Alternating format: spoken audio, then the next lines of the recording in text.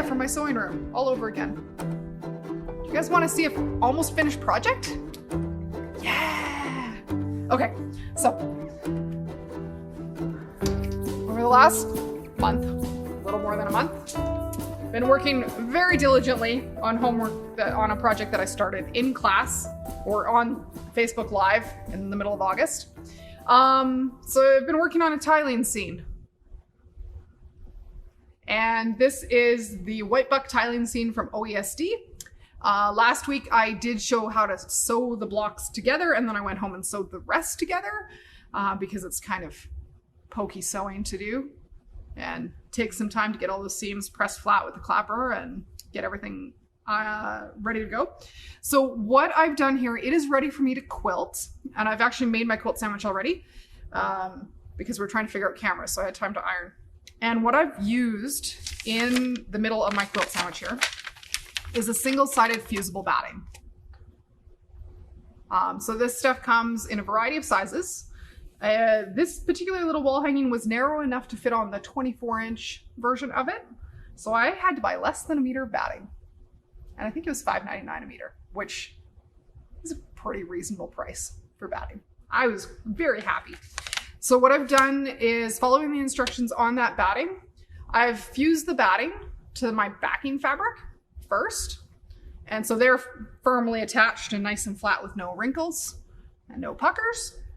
And then I used I hijacked our Long Armors 505 spray again.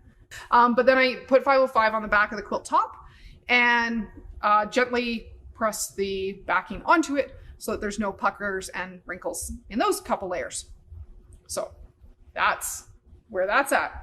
But I thought I'd talk about walking feet and how you might quilt this to finish it up today. So we're going to, got my machine threaded. I don't have the right foot on it yet. So for quilting through a quilt sandwich, the traditional thing you might want to use is a walking foot.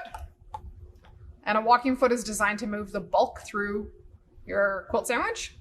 I happen to still have our Brother Luminaire back here, and it's equipped to run the souped up digital powerhouse version of a walking foot, which is called the Move It foot.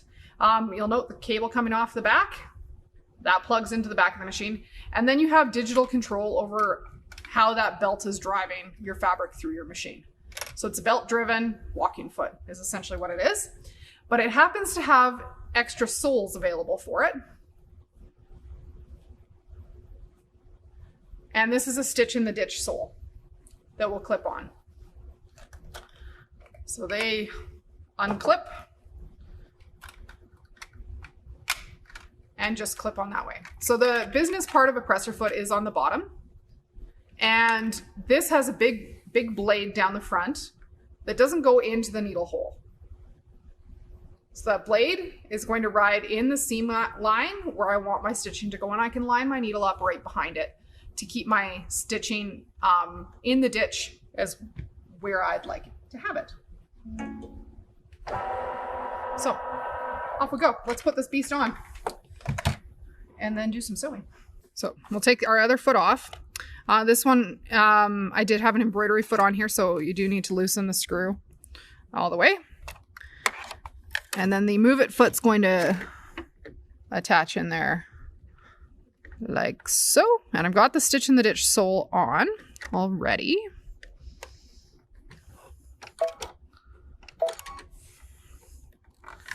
And then I can plug this in the back up here.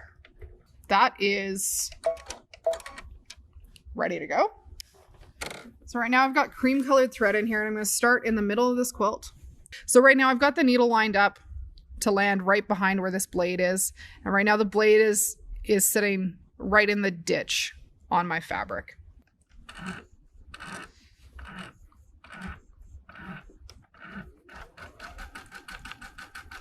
So keeping that blade right in that seam line will keep this going nice and straight for you.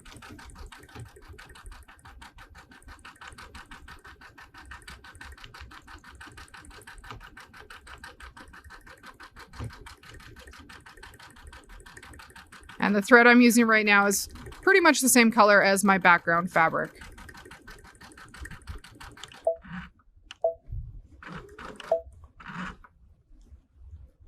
One seam line ditch sewn. I'm going to stick with the cream thread here next to the cream fabric.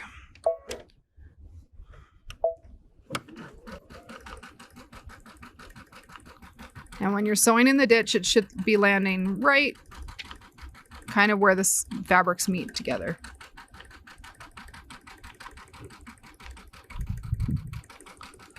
And this will hold our batting and our backing to our quilt top.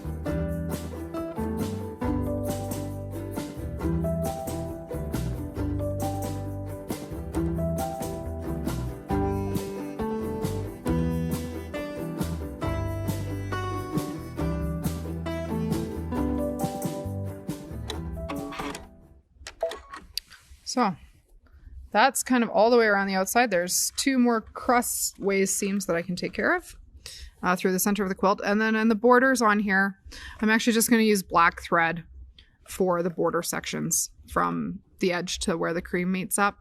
It's going to show a little bit less, and by all means stick with one color thread all the way through if that makes you happy. But I'd much prefer to change threads partway through because that would make me happy. So pretty easy to attach this on. And then on the back of your quilt, just barely quilted. I've got black thread on the back and it's nice and tidy. Our deer's still upright. And this will hold nice and firm. And it's stiff enough that it's going to hang really nicely as a wall hanging. I'll stitch a couple more lines, but really it's not going to have a whole lot of stitching holding it to the batting, which will be just fine. I hope everybody's having a lovely day. Thank you for joining me and watching me sew a little bit again today.